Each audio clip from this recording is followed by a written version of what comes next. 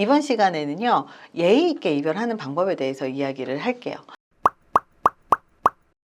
우리는 그냥 관계가 끝날 거니까 상대방한테 뭐 대단하게 잘해줘야 되겠다, 어떻게 예의를 차려야 되겠다 라고까지 생각을 안 하는 것 같아요. 그냥 싫으니까 빨리 끝내야지 라든가, 아니면 이 갈등 상황에서 내가 헤어지자고 말을 하는 것 자체가 괴롭기 때문에 더 이상 무언가를 더 깊이 고민하지 않고 빨리 이 관계를 정리하고 도망가고 싶어 하시는 분들도 굉장히 많은 것 같아요. 관계를 맺고 끊는 것에 굉장히 서투른 사람들이죠.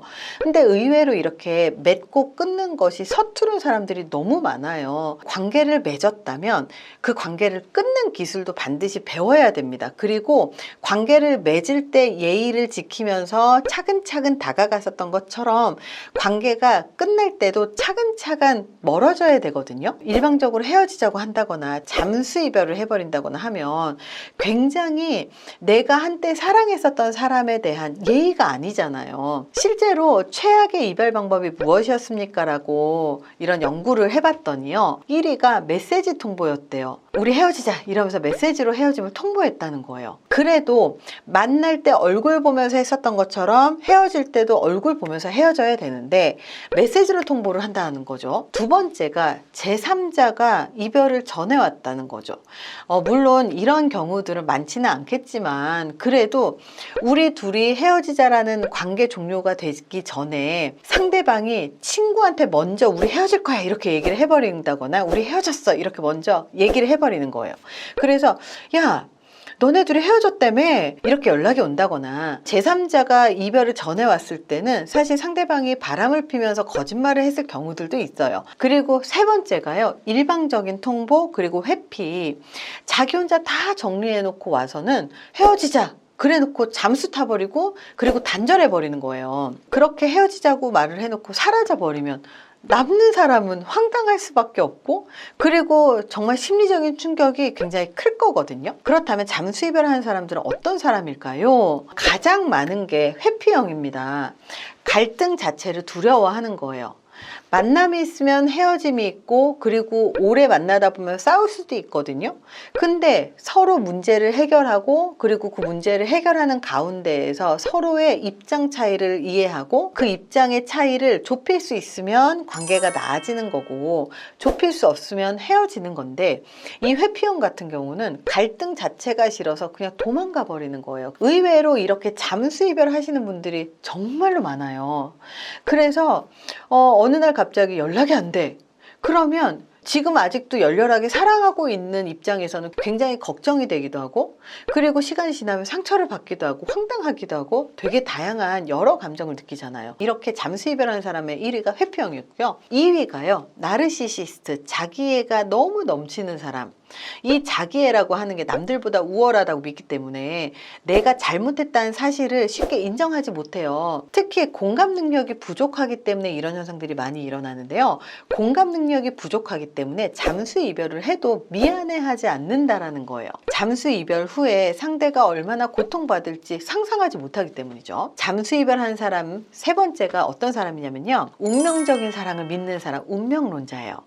이 세상에 어딘가에 운명의 짝이 있다고 믿기 때문에 그런 사람이 이 사람은 아니라고 생각이 들면 죄책감조차 갖지 않는 거예요. 왜? 이 사람은 내 운명의 사람이 아니니까 굳이 신경 쓸 필요가 없다고 생각하는 거죠. 운명론자들은요, 이렇게 잠수 이별이 꽤 괜찮은 이별 방법이라고까지도 생각을 한대요. 그래서 이 세 가지를 생각을 해본다면 잠수 이별을 할지 우리가 예측이 가능해요.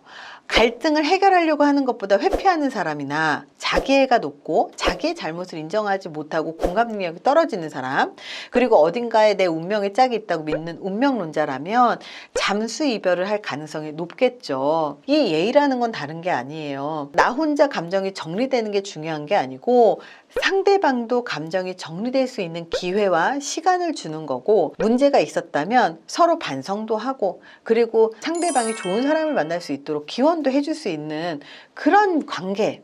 물론 싸우면서 헤어지는 그런 헤어짐도 꽤 많은데요, 싸우면서 헤어지는 경우도요, 가만히 보면 예의 있게 헤어지는 방법을 잘 모르기 때문에 꼬투리를 잡아서 괜히 싸우고 그리고 내가 마음이 식어놓고 상대방 탓을 해서 뒤집어 씌우고 그리고 난 다음에 헤어지는 경우들이 꽤 많았다는 거예요. 그래서 예의 있게 헤어지는 방법 6가지를 알려드릴 건데요. 첫 번째가 뭐냐면, 이별을 결심했다면 상대방의 꼬투리 잡아서 싸움을 걸어서 상대방 탓하지 마세요. 내가 마음이 멀어졌다면 상대방도 내가 마음이 멀어졌다는 사실을 알게끔 해주시고, 그리고 이 서로의 거리를 계속해서 점점 멀어지게 만들어 줘야 되거든요.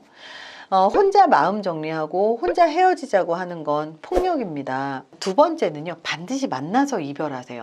요즘은 헤어질 때 카톡으로 보내고 잠수를 타고 차단을 하거든요. 정말 최악이에요. 저도 이거 당해봤지만 너무 최악이에요. 심지어 내일 보자 그래놓고 그날부터 잠수해요. 그래서 이런 이별을 주변에서도 보면, 야, 정말 어떻게 사람이 저럴 수 있지? 이런 생각 들잖아요. 자기 편하려고 문자 보내는데요, 생각해 보시면 더 힘든 건 이별을 통보하는 사람이 아니에요. 통보를 받는 사람이지. 통보를 하는 사람도 괴롭겠지만 통보를 받는 사람은 날벼락이잖아요. 그래서 반드시 만나서 얼굴을 보고 이별을 해야 되죠. 세 번째, 정말 온갖 착한 척은 다 하는 거예요.